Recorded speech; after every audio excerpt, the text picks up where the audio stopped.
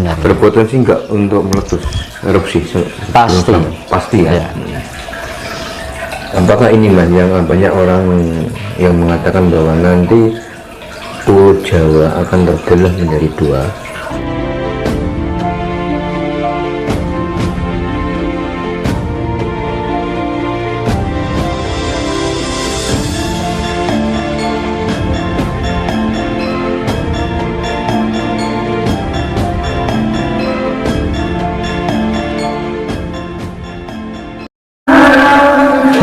Nah, berdasarkan apa? Input, proses, output. Nah, penerapan apa? Pengamatan dari indera yang kita miliki, 5 indera itu input, ya kan? Pengamatan, pengalaman itu pengolahan. Akhirnya bisa diterapkan output. Kan ngono. Momo derani yuk bari ning Trisula Weda meneh cipta rasa lan karsa. Kita mengolah intelektual, IQ kita mengolah spiritual kita, akhirnya kita bisa menerapkan dalam perilaku dan dasar kita, emosional kita. Padha wae to. Balik ini kuno meneh to Mas. Anu bengulek wae balik ini kuno. Mula ini suatu ketika akan menjadi pedoman Nusantara, bahkan dunia. Tuh. Wis tak delok wae lah.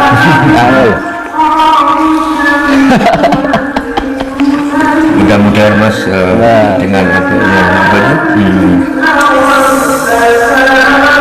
peradaban baru lagi terus pokoknya lebih makmur lah. Kuncinya yang tadi 5 itu tadi, kalau sudah bisa menerapkan, pasti pantas dipantaskan untuk melewati Broto Yudo Joyo Binangun. Nah, Broto itu laku, nek Broto itu laku perang, Broto itu laku Yudo itu perang. Nek Bronto itu sifatnya melawan yang sifatnya nikmat, ya kan? Broto sama Bronto. Nah, pakai N, Broto kan? Nah, Broto itu sifatnya Broto itu artinya laku perang. Laku kan laku. Itu kan perang. Nek Bronto itu memerangi sifat kenikmatan. Ya kan? Jadi sekarang kita itu di zaman Bronto atau Broto Mas? Ya Semuanya kan? Ya. Bronto itu kita melawan ya sifatnya nikmat, bungsu kesenangan gitu Mas. Angkara murka. Nah, Baroto beda meneh. Baroto itu saudara perang, memerangi saudara kita sendiri. Ya merangi sedulur dhewe ning awake dhewe ya sedulur sama manusia. Nah, itu Baroto.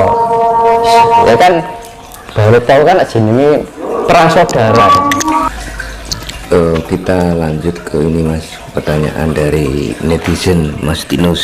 Siap. Ini dari Ayi Pujiastuti.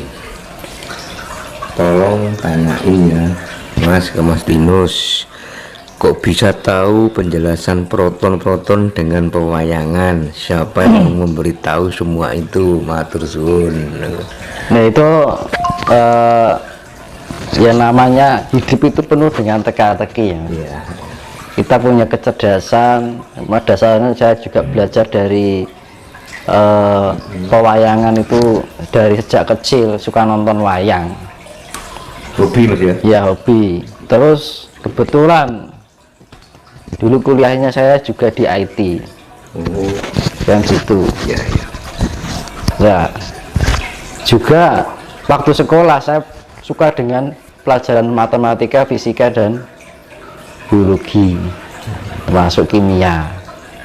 Jadinya dari ilmu-ilmu yang saya dapatkan itu saya gabungkan dengan ilmiah, saya gabungkan dengan sejarah. Karena apa?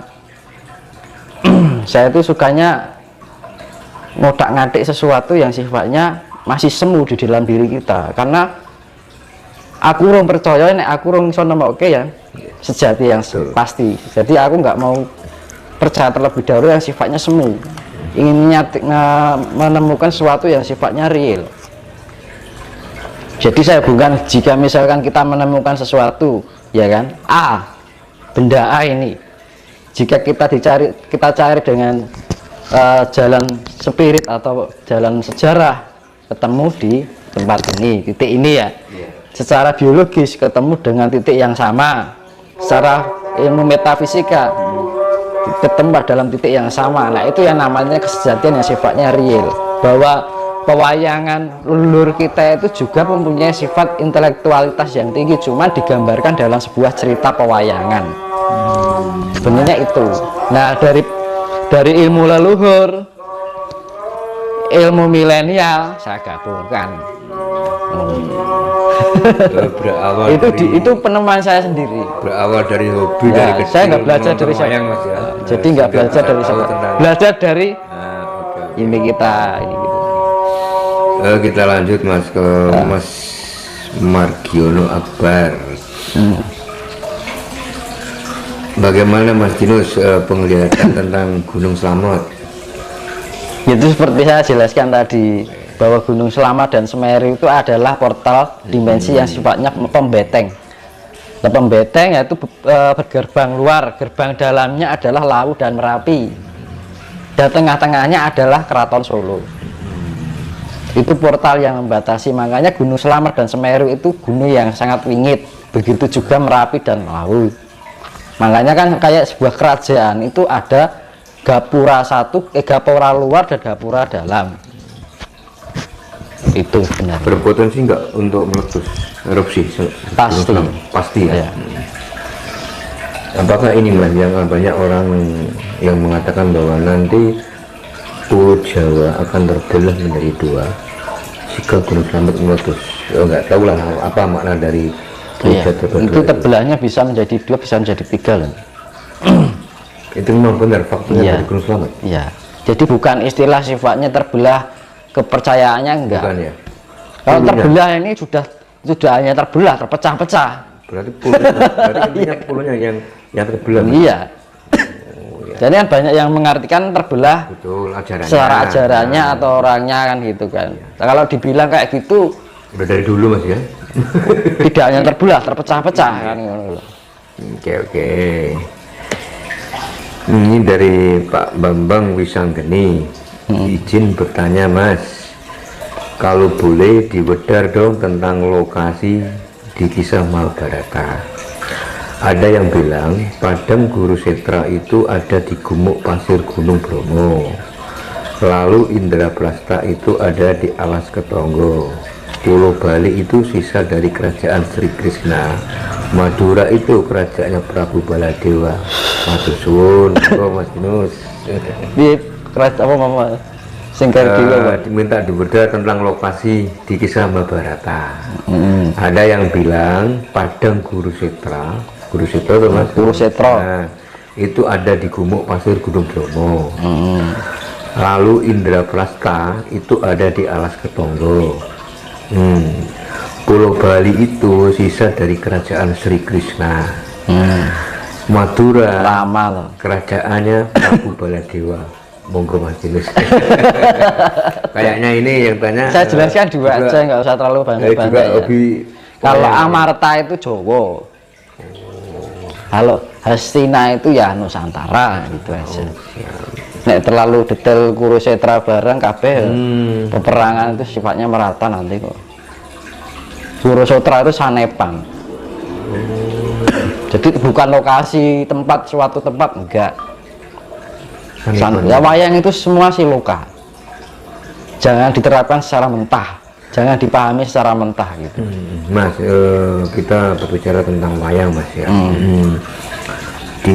Sebenarnya wayang itu asalnya Mas dari mana? Kan di India juga kan? Ada kan wayang kan? Karena gini, yang membuat wayang itu mungkin bisa jadi nonim, tidak mengeluarkan profilnya, apa ya namanya, tidak menunjukkan gimana ya sifatnya, tidak diketahui, tidak apa ya diarani, tidak menunjukkan namanya siapa gitu, kayak sing yang dibikin Serat Darmo Gandul kayak gitu kan. Nah itu wayang itu dulu itu penggabungan sejarah. Jadi dari perjalanan sejarah setelah dunia diciptakan sampai akhir peradaban dunia itu diceritakan di kisah pewayangan, dan Kisah Mahabharata itu kisah-kisah akhir dari pewayangan jenenge Ringgit Purwo, wayang Purwo lah gitu. Dan gitu. Jadi masa-masa dianggap itu masa awal, tapi sebenarnya itu penggambaran hidup untuk perjalanan kehidupan ini. Jadi itu siloka semua. Soalnya kalau kita bicara tentang wayang mas, itu kan versinya kan banyak kan. Kalau di Jawa itu kan Sunan Kalijogo kan yang pertama kali mengenalkan wayang kepada masyarakat. Itu juga dari luar sebelumnya. Sunan Kalijogo kan suatu konsep dia untuk penyebaran sebuah agama dengan cara Jawa kan gitu. Intinya kan untuk penyebaran atau share. Nah itu untuk menarik ya kan, pewayangan itu budaya. Jadi yang Kalijogo, yang Kalijogo itu sifatnya seperti yang dibilang yang diaran perjanjian Sabtu Palon itu oleh nyebar ke Islam ning ojo ninggalke budaya ning Jawa. Benar. Oleh nyebar ke agama Islam ya tetap nganggo adabe wong Jawa. Itu yang menjadi konsepnya Sunan Kalijogo. Kan itu beda dengan sunan-sunan lain. Lebih pure ke sana kan itu. Ini dari Hong Kong Mas Dinus, dari ini Mas Ayu Rahayu.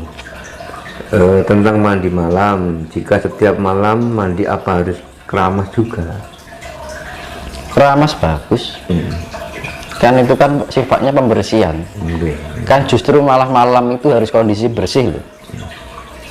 Justru keramas itu apike bengi. Bagusnya malam karena apa ya, kebersihan itu juga mempengaruhi ion positif. Walaupun itu hanya rambut loh. Tuh, kalau malah bagusnya kalau keramas itu malah malam. Karena kondisi kita mau tidur itu harus keadaan bersih juga, ya kan? Itu. Misalkan seharian kita aktivitas kan banyak tuh bakteri yang nempel, kita megang rambut, ya kan? Kalau orang sudah mempelajari spiritualitas itu jeli, itu ada bakteri, kita bisa merasakan itu di dalam tangan kita itu terasa ada unsur negatif, itu kosong mas. Ada mantra jeli untuk mandi malam? Ya kita keyakinan aja. Keyakinan aja. Tapi kalau saya ya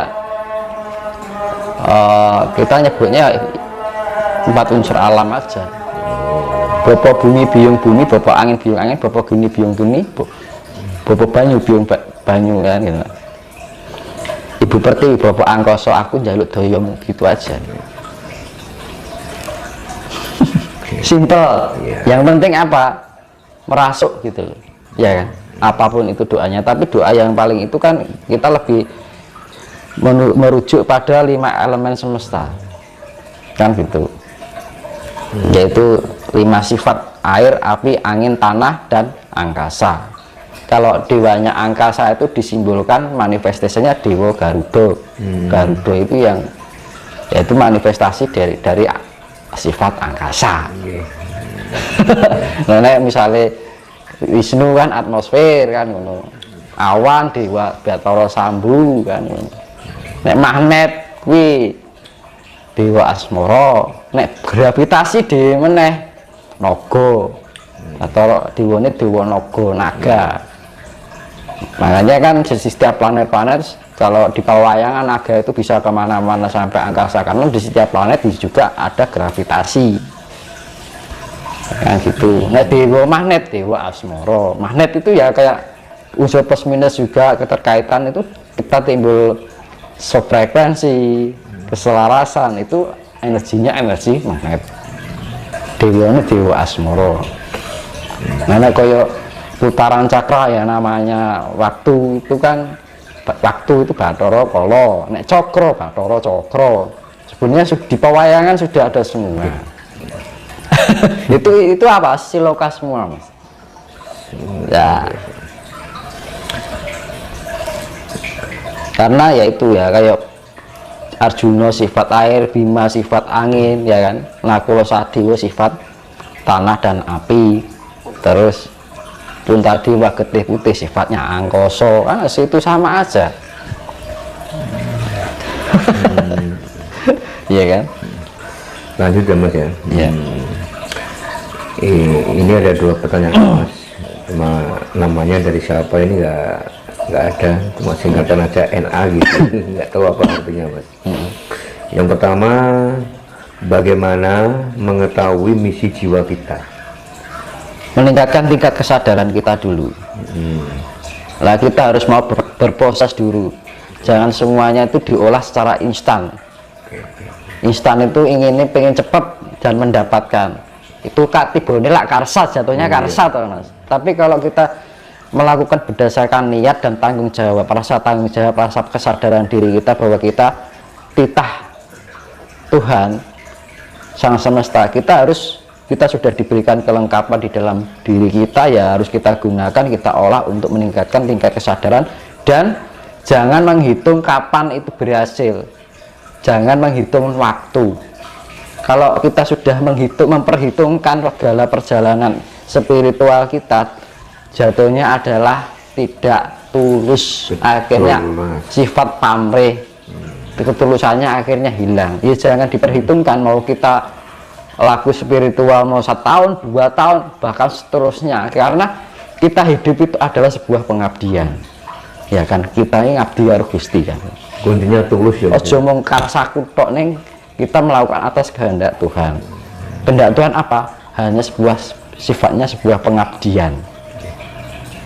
Orang terus ngabdi diri ya karsa.